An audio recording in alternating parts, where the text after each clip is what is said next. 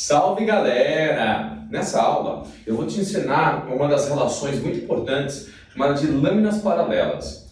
Ela vai te ajudar, inclusive, naquele conhecimento inicial de Snell, representação de como os raios devem ficar. Lembra? Aproxima, afasta, enfim. Aqui isso vai ser muito importante. E vários vestibulares já solicitaram, tá, a representação gráfica, os famosos desenhos, o comportamento do raio.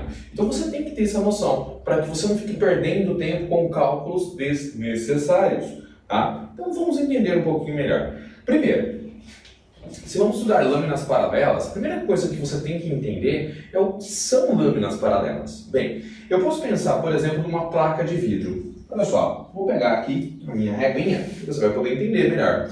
Ó, geralmente uma placa de vidro ela tem um lado de cima e um lado de baixo. Em volta é o ar. Aqui no meio, vidro, né? Então, lâmina é a parte de cima, lâmina é a parte de baixo. São as faces, ok? Então, elas são paralelas. Por isso nós falamos lâmina de faces paralelas, tá? Então, lâminas paralelas estão aqui. É como se eu tivesse, nesse momento, olha só, o lado de fora, o lado de cima aqui, eu tenho o ar.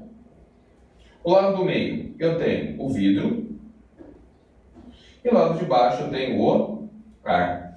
A primeira coisa que você deve fazer no sistema, sempre que tiver refração, mudança de meio, é traçar normal. Então eu tenho aqui o meu raio incidente, vou pegar o ponto de incidência, né? Vou traçar a reta normal aqui dele. Vamos tá aqui bonitinho. Normal. Prontinho.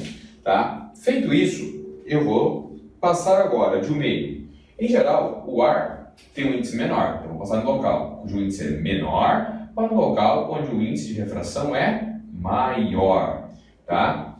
E aí, nesse momento, quando eu passo do menos para o mais, aproximais. Tá? O meu raio, então, sofreu um desvio. O que eu quero que você entenda é o seguinte. Se ele não tivesse passado por essa lâmina, ele teria feito exatamente este caminho. Eu quero que você fique muito atento a esse caminho, porque ele vai ser a base para a gente representar no final, tá bom? Aqui. Então, como ele passou do menos para o mais, aproximais, ele desviou do caminho original. Ele desviou, tá vendo aqui? Ele sofreu um desvio. Só que em seguida, ele passou agora do vidro para o ar. E quando ele fez exatamente isso, quando eu passei exatamente do vidro para o ar, eu passei agora do local cujo índice é maior para um local que ele é menor. Lembra da regra? Do mais para o menos, afastemos. E aí vem a parte interessante agora, preste atenção nisso. Quando ele passar agora de volta para o ar, como ele atravessou duas lâminas paralelas, ele volta e no caminho dele, ele fica novamente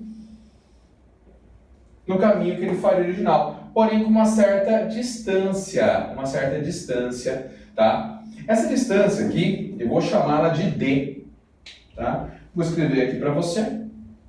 Com relação ao caminho que era para ele ter feito, ele se afastou uma certa distância D. Bem, nesse conteúdo, esse D, ele recebe o nome de desvio lateral. Então eu tive um desvio aqui, eu chamo ele de desvio lateral, tá? Então eu desloquei uma certa distância. E eu acho que você consegue perceber que nesse caso, o tamanho dessa lâmina, a distância da parte de cima com a parte de baixo, vou chamar de espessura da lâmina, tá? Vou escrever aqui, ó, E de espessura.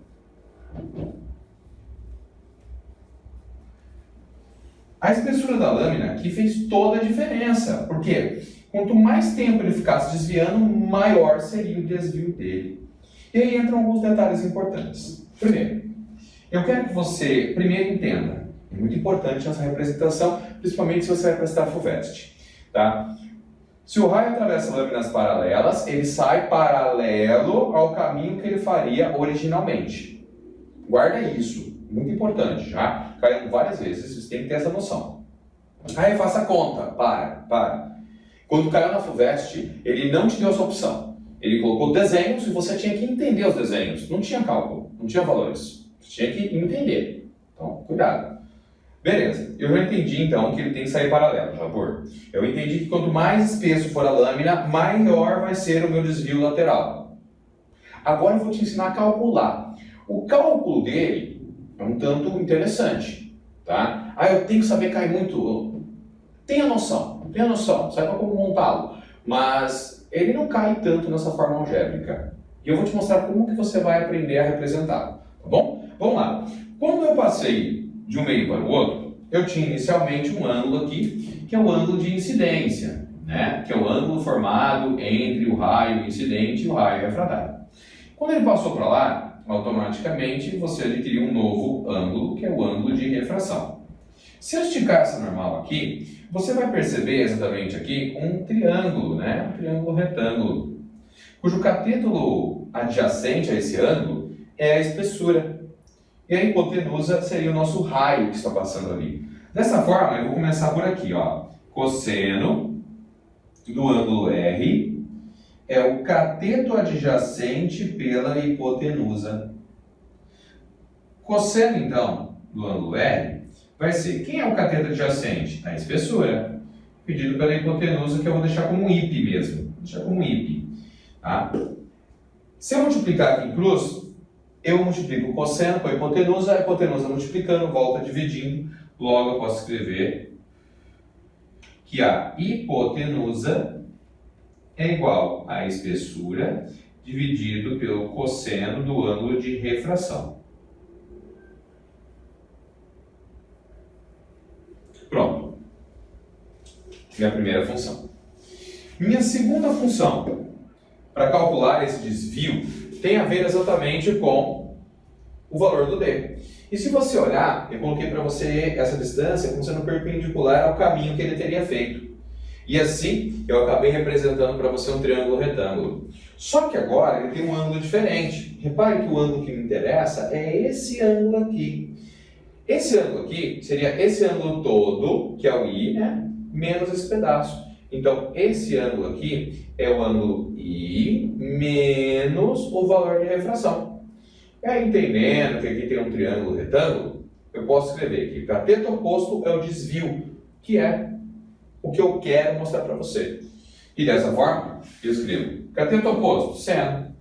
Seno do ângulo de I menos R é igual. Quem é o cateto oposto? É o desvio. E a hipotenusa é o raio, que é comum aos dois. Então, eu vou chamar aqui de IP. Multiplicando em cruz, eu posso falar então que o meu desvio vai ser seno de I menos R multiplicado pela hipotenusa. Se eu sei que a hipotenusa, nesse caso, já assumiu um valor igual a E cosseno de R, eu posso voltar aqui, substituir E cosseno de R, e aí eu já vou obter, colocando em ordem aqui a minha relação, que vai ser nada mais nada menos do que desvio lateral é a espessura multiplicada pelo seno do ângulo de incidência menos o ângulo de refração dividido, pode dividir tudo, não tem problema, tá? Pelo cosseno de R. Se quiser dividir só um pedaço também não tem problema, porque nesse caso nós trabalhamos exatamente com um produto, tá bom? Beleza. Essa é a função matemática de aplicação de desvio lateral, tá? Eu tenho que saber a equação, como eu te disse, ter noção. É muito importante que você entenda o que acontece com o raio, e isso vai ser cobrado de você em muitos vestibulares, então aí você tem que estar esperto, tá bom? Desvio lateral, se você tiver a opção, pega um exercício ou outro, não tem muitos, tá? Treine um pouquinho e aí você já vai saber como que aplica. Se você falou para mim, resolvo por Snell, perfeito. Então você consegue fazer uma dedução como essa. Basta ter visto ela uma vez, como eu acabei de te mostrar. Se você acompanhou ela inteira, passo a passo, você já tem noção de como isso que deve ser representado. Beleza? Galera, espero que vocês tenham entendido essa matéria, esse conteúdo, tá bom? E bora estudar lá, tá? E lembre-se que o Hulk esmaga e você esmaga no vestibular.